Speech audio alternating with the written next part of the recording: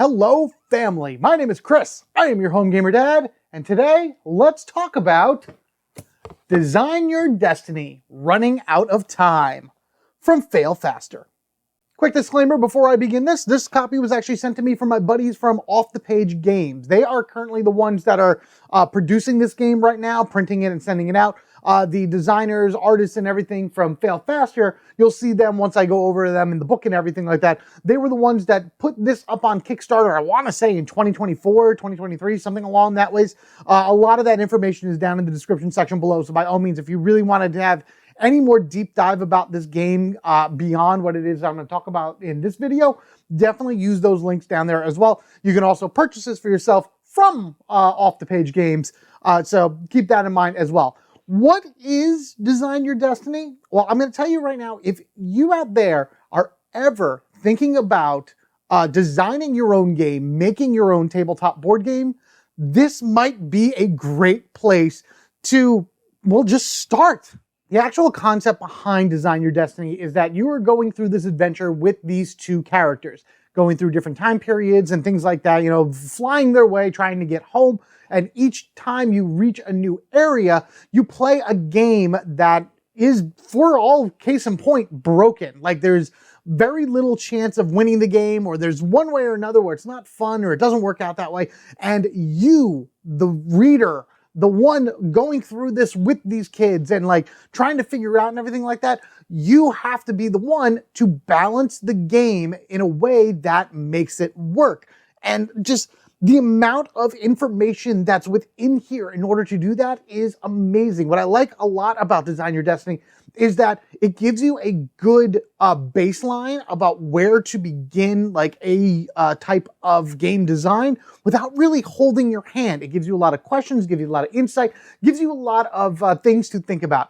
They use a lot of the STEM method, which I don't know if any of you out there are familiar with that, but STEM stands for Science, Technology, Engineering, Mathematics, which really is, it's like an umbrella term that is used to encompass a broad range of different fields, including, you know, exactly what it stands for. Science, technology, engineering, and mathematics, used primarily within like schools and colleges in order to like further develop people into their careers. STEM is used at all different ages. My 6-year-old kind of does that right now with some of the things that he builds. It's considered STEM technology, trying to find ways to like connect things and build things and make, you know, all these different parts. And he turned it into like a little tank before and everything. And the way that it kind of walks you through this is very intelligent, where it's like every bit of information that it gives you could lead to 7, 8, 9 choices that you could possibly use. And one of the coolest things about this is that not only are you designing your own game based on what it is that you see in the book and everything, but whatever you designed would be completely different from me, completely different from somebody else, and just really shows the amount of creativity that can go not only into making a game, but like taking what like the bare bones of something and turning it into your own. Honestly, the best way for me to show you how this game does all that is by actually showing you the booklet and the components that it comes with. So let's jump on down to the table and take a look at Design Your Destiny: Running Out of Time. All right, here we are. I just kind of laid out all of the components that comes with the game, which as you can see is a pretty decent amount. You got a whole lot of tokens all over here of all different shapes and sizes. These are like hidden player boards that you can kind of fold and like figure out a way if you want something to go behind them or under them or anything like that. You got 4 different ones here, generally representing a few of the different symbols that are here. This entire set of playing cards are blank, but they're like a they're like a plastic feeling, like a erasable board. So you can actually use this, write on it, try it out. If it doesn't work, you can erase and try again. They really go full on about really giving you all the tools you need in order to make and create things. Few meeples, few other tokens here and there, a few D4, though if you have other like D6, D8, or D10s, it would be very helpful for you. They mentioned those a few times in the book. But speaking of the book, normally when I talk about these games through my series, I talk about the instruction manual first. This is both your instruction manual and the game, which is fantastic. So let's open this up right here and start our read through. All right, it won't exactly be a read-through. It's more or less just kind of me going over a few of the key things in the beginning. Well, first things first, I do want to start over here with our four main creators, I guess you can say, of this game here. Our, our storyteller and game designers, our illustrator, and our graphic design. So storytelling, game design from Jay and Blaze. Illustrator from Alan, and graphic design, Sebastian right here. This would be your fail-fall. These were the guys that were, the main ones that you saw when the Kickstarter was up. And then as far as the game goes, you're just going to start from the beginning. You're going to flip it over, and it's going to give you, first off, an idea of how this actually works. It's very simple. You're reading this story here about these kids, again, that get transported who knows where. You have games that you're going to play. You'll try the game out, you'll see what it is that's wrong with it, and then you're going to go in and try to fix it. And as you do that, you're going to be earning stickers depending on what you do, and your accomplishments do that. Get all 25 stickers means you fix the time machine, and you're allowed to open the final chapter of the story and finish it off from there. So there is like a legit ending to this game, but it's that journey getting there, which is awesome. And then, of course, right down here, one of the coolest things, educators. If you want to teach the contents of this book to others, you have access to downloads to help you. PDF workbooks so that you can learn and write instead of this book. Google slide presentation. This is built for teachers. This is built for somebody who is looking to teach. Again, you don't even have to worry about learning how to build board games themselves. This is just a great learning experience about how to build something fun, how to create something out of nothing, and how to take something that is hypothetically broken and fix it up and make it your own and just create an awesome thing for yourself. It's so cool. I love this idea because I know that when my kids get older, they are going to have a field day with this, and seeing all the different things they come up with is going to be awesome. Now then, as we continue on, we do have some amazing illustrations in this as well. So keep that in mind. You're going to be seeing crazy stuff like this going on. I love it. It's amazing. Charlie and Natalie, I believe, are your two main characters here. This is your story. This is chapter 1 of the story. If you wish to read this, you can always pause and go from there. I'm just going to go really quickly through this. Not too much else from there. But as you're going along, you may notice along the side here, we have different gears, which represents chapters and where they are. And then each one of these dice represents a different game within the book that is broken that you have to fix. Now we have here, what is this place, chapter 2? I believe they're in, I don't know, it's in the future or something along that way. They have some guy running around at them, trying to blast at them with a laser gun or a freeze gun. And from here, we have game 1, roll and move it. This is your first game of the book, and it's very, very basic. So what it wants you to do, we're going to first come over here and we're going to take a look at some tokens. That we're going to need the Charlie and Natalie token right here, and we're going to need this guy right here who is like the cop that's trying to chase you down. Nasabi, I think it is. I like using the thick tokens as well besides the little ones, but I believe these are used for a flicking style game later on. So for right now, we're just going to use these two right now. So we have both of these. They want all 10 of these blue like ice tokens, but I'm just going to kind of leave them over to the side. And then we also need 1 dice. I'm going to grab this green dice just because it's the first one here. Now then, as we play the game, and I am going to just show you a version of this game. So they go here and they go here. Ideally, the way this works is this is a 2-player game. One person is playing as the kids. One person is playing as the guard here. The kids go first. You roll the dice, and it's simply put, they move that amount. 1, 2, 3, 4. Now, when this guy moves, you roll, and he moves his allotted amount, 1, 2, 3, and then he fires his ray gun straight up. If it hits something, whether it be a car or the edge of the map, it bounces back 1 and leaves an ice, like an ice trap there, a freeze ray or whatever. He shoots his freeze ray up and it leaves like an ice trap. If he hits the kids fall down 1. If the kids ever land on one of these, they fall down 1. So they're always going backwards 1.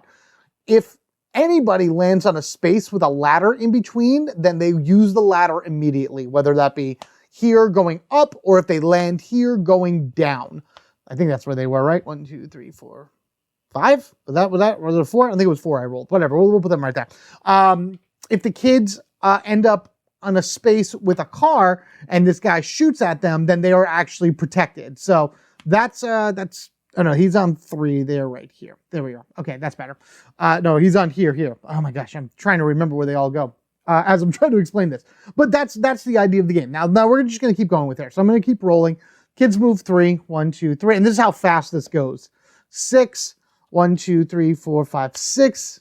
We're going to keep going. Oh, and he shoots, by the way. So that would go pew, pew, pew, up, and then bounces off the top and goes right there. The kids move 1. He moves 4, 1, 2, 3, 4, shooting all the way up to the top. So as you can see, as you go, I got a 3. 1, 2, 3, and they move up. There's a lot up here that stop the kids from moving. 1, 2, 3, 4, 5, up, and there we are. He shoots them, boom. Well, it doesn't really matter. He doesn't even shoot them. He gets up on the ladder and he catches them. So no matter what, as you saw, I was pretty far ahead of the game, or far ahead of this guy right here. It's all based on dice roll for this one. And if these kids get a lot of 6s and he gets a lot of 1, then they win without any problems. If he gets a lot of 6s and they get a 1, then he's going to win. If at any point he grabs onto them, or if they somehow drop below him, so like say he's like here, or he's like here and the kids move there and they go back, then that would be a loss as well. So there's a lot of lose conditions for the kids. The only win condition is for them to reach space 49 and get out of here.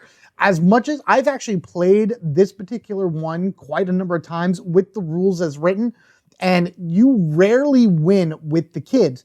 And that in its own right is considered a reason why the game is broken. Is it fun? Is it frustrating? Or, all the things like that. Now that you've played it and you understand what makes it do what it does, we take a look at how to fix it.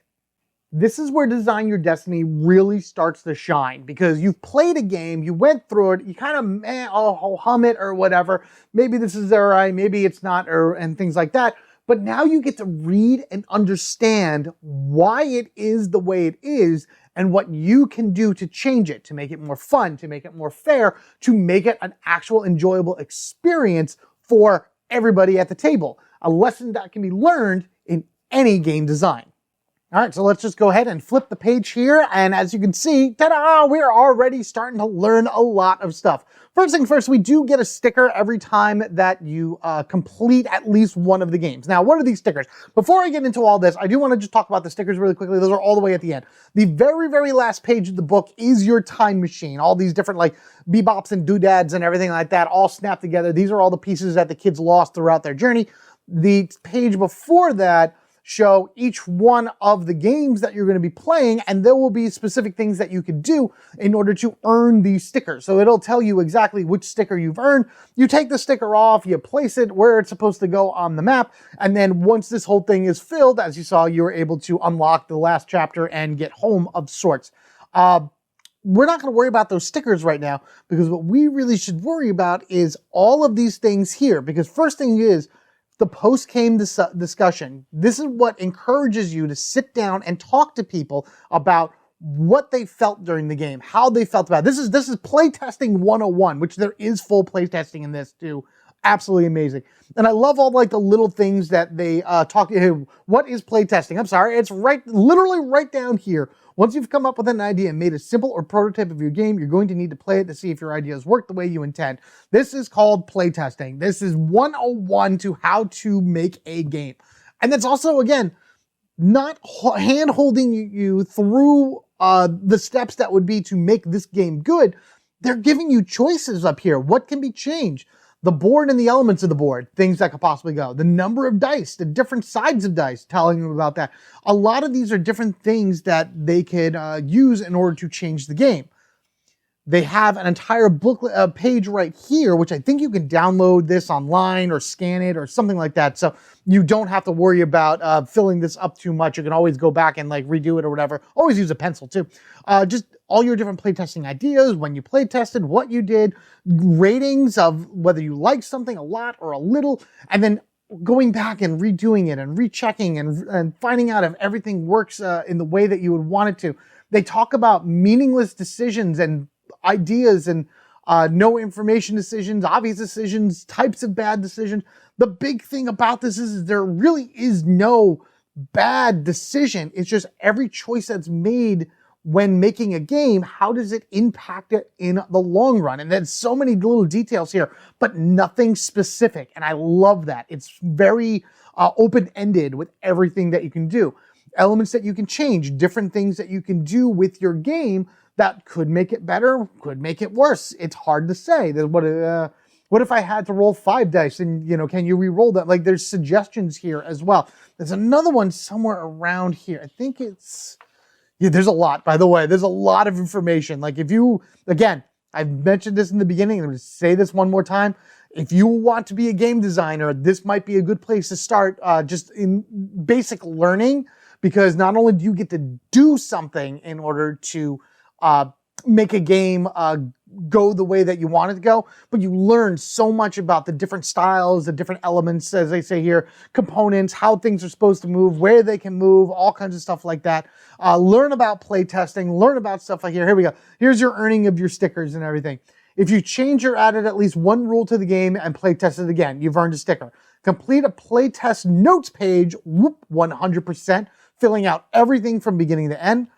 Player movement was more balanced after you added or changed a rule involving movement. So maybe you added an extra movement or reduced a movement, or they were able to move both ways. There's so many different things that you could add to that. Add a meaningful decision to the game when adding or changing a rule and playtesting it again. Adding a meaningful decision and playtesting when the game is both fair for both players, because remember, you have the good guys and the bad guys. And accomplished all of the above is fun. Ultimately, that's the goal. Make a fun game and a simple game for everyone to go through.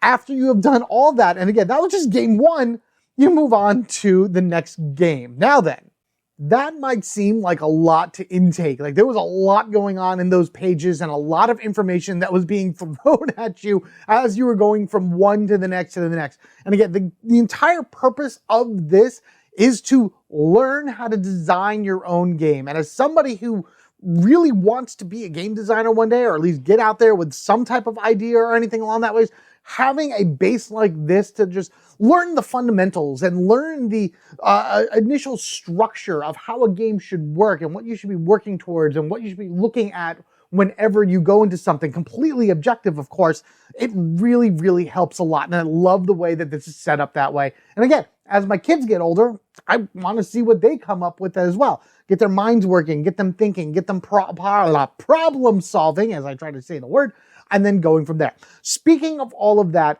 I did throw together a kind of a really quick way that I adjusted the first game that I'm going to show you right now, just to give you an idea of what you can do to them in order to balance things out and make the game more interesting, more fair, and just a better experience. All right, so here we are back at our roll and move. I have it all kind of set up the same way, but what I have added was a new component to the game, which are these boots here, and I've changed around the dice structure. The kids are going to be rolling 2 dice, and when they roll, they are going to be able to choose which one of the dice that they want to move with, whether it be the highest one or the lowest one. So this way they can kind of either get further away or into a safer position, whereas the guard that's chasing them is only going to be rolling 1 dice. I also have added in unique abilities to each of these characters as they move along the board. For the kids, whenever they stop at any one of these like car, camper things, whatever it is, they can forego their next turn in order to put a boot under them. These boots represent the ability to not slip on ice. So if they were to so happen to walk on top of one of these ice things, they would lose the boot instead of taking a slip. So they would have the ability, in order to reduce the chances of the ice slipping them, moving them back down closer to the guard. They can only have 1 boot attached to them at a time because it represents each one of them having boots on, and then if they lose it and they get to another one, they can always grab another boot. But again, they have to lose their next turn in order to, you're using a turn to put the boot on, basically. As far as the guard goes, I've had games where the kids have moved into his position and then he's started. He doesn't shoot in the base game rules, in the rules as written, he just immediately moves. I had it where at the beginning of his turn, if he is sharing a column with the kids, he can shoot his ray immediately and pull them down. However, that again, just like with kids, forgoes his turn. So that's the only thing that he can do. He either shoots at the very end of his turn after he does movement, or he shoots at the very beginning of his turn in order to be able to pull the kids down. Now, I think I'm going to fix also here is I may just leave it at that. Maybe instead of the kids having to be in his space, then he can choose, like if the kids are over here and everything and he doesn't want to get around, instead of moving, he can shoot his ray gun and put the ice there, kind of blocking them off and reducing where they have to go and then giving him time to catch up. But again, that will reduce the amount of turn, or that will cause him to lose a turn. The other rule that I decided to implement is that when he shoots his gun, instead of it going all the way up as far as it can go and bouncing down one, because eventually you're just going to kind of fill up here with all your ice and everything kind of moves up really quickly and then you're in not really good space. I had it where he could shoot up to 3 spaces ahead of him. So it's a little bit limited. He can't hit all the way up, but he can start making these areas more treacherous for the kids as compared to the later ones where if they get up there and get a lot of high rolls, they can just avoid it all. You can have up to 10 of these things on the field at once. They are unaffected, or he is unaffected by them, of course. And then, of course, as he goes higher, if he needs more, he can just kind of move them up as well. So with those in mind, let's go ahead and start up our play test of this. So we're going to go ahead and roll for the kids first. We got a 5 and a 1. So we're going to go 1.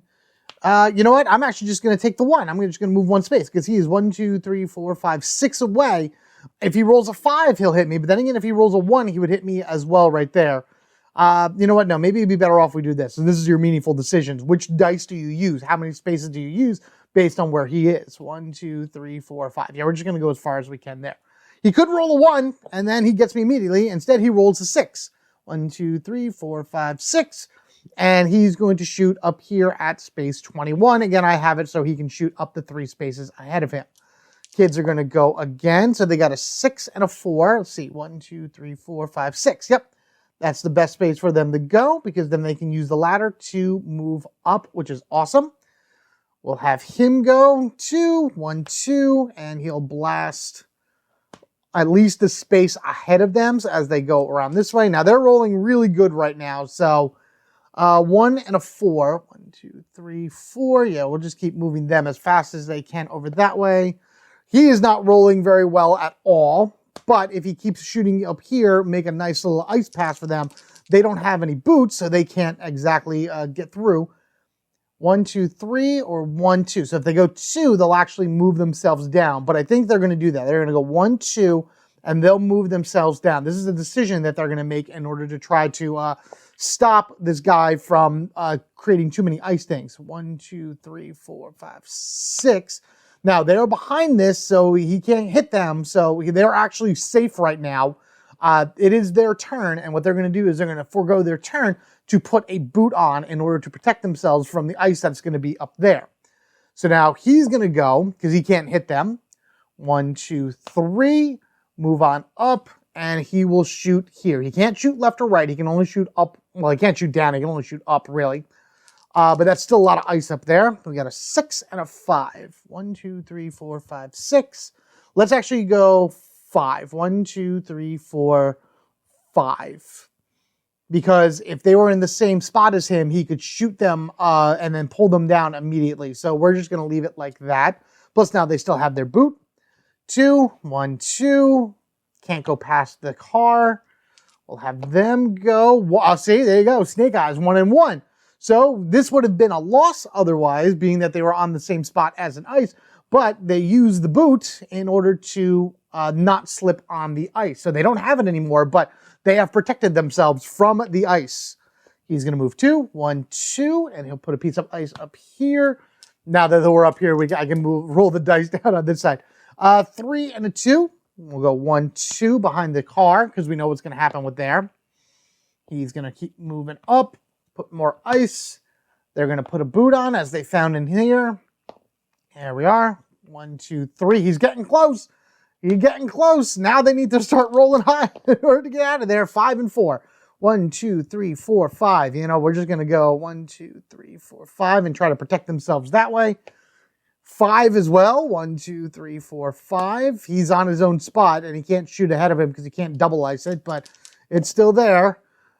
We got a 6, and this was kind of a 1, 2, 3, 4, 5, 6. Yep. Keep going. Oh, it's getting tense. It's getting tense. Oh, boy. 1, 2, 3. He'll just put the ice. It doesn't really matter at this point. Now he's just trying to catch up. And the last rule that I did implement as well is you need an exact number to get to the last spot. So we need a 3 to get there. We have a 2 just to put ourselves a little bit further ahead. 4. 1, 2, 3, 4. He's getting close. He's getting close. We need a 1. We got the 1. We got the 1, and boom, and the kids have survived. That was really, really close. There is something in this book as well that talks about how close was the guard at the end of your game. Like, was he less than 10 spaces? And yeah, he was right there ready to go. It was very, very close in order for him to get him, but the kids felt that they needed their boot in order to protect them from any of the ice, and trust me, that 1 boot helped out a lot. But there you have it. That is just one of many examples in this game where it takes the base game that it gives you here, again, fundamentally, not so much broken, but there's just something not fully right with it that you as the game designer need to play test and figure out in order to create a working standing game and help the kids get back to their home. Other type of mechanics that you're going to see call out within this book are like tile laying and worker placement, disc flicking, dice mitigation. You can make cards, as I said, and the cards can do virtually anything that you want them to do. So it's kind of a card draw mechanic to it. You know, it's just so many different options and so many different ways that you can go into these games to make them the way that you want to make them, that make this game really stand out for me. I really, really enjoy it. If you are one that wants to teach kids about how to make and design games, again, I recommend this wholeheartedly. And then, of course, if you yourself want to learn how to make games as well, great place to start in order to learn some foundations and to have some fun with it as well. Me personally, the reason I love this so much and I keep praising it is because this teaches me the way I like to be taught. I like to do it. I like to be part of it.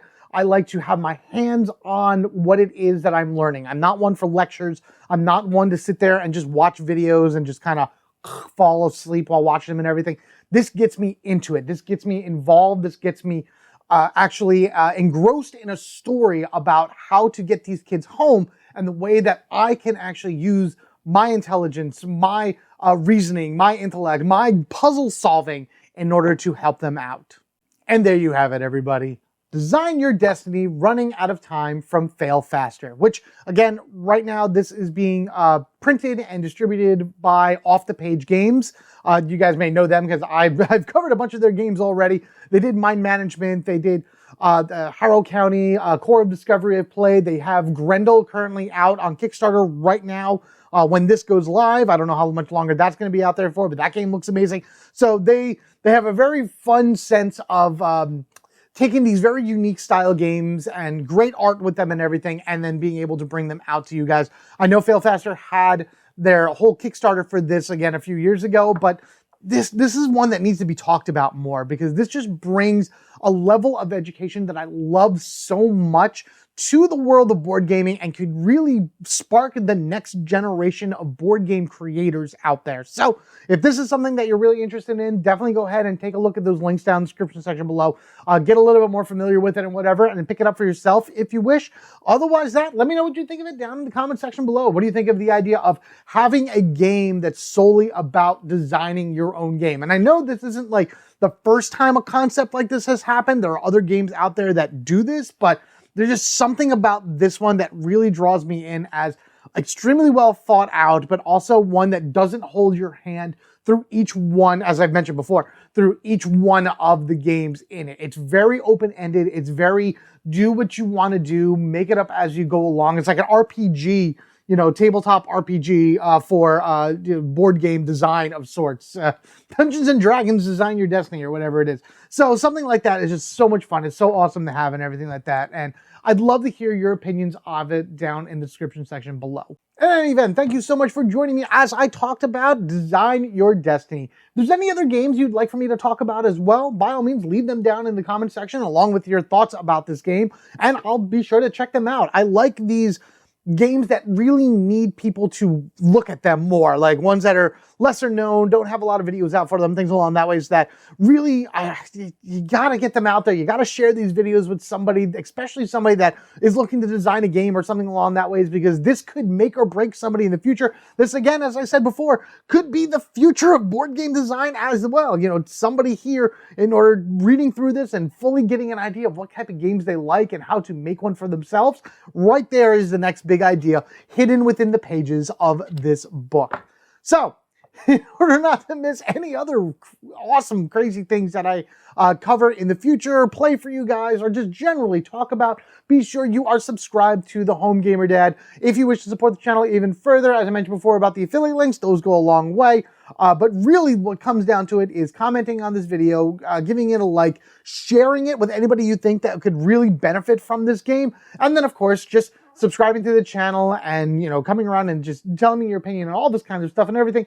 That helps the channel grow and, again, get more eyes on amazing things like this. You guys have been absolutely amazing. Thank you once again. Take care of yourselves and each other. We are family forever, gaming together through science, technology, engineering, and mathematics. We create the perfect games for ourselves and for others to enjoy. You guys have a good one, and I'll see you in the next one.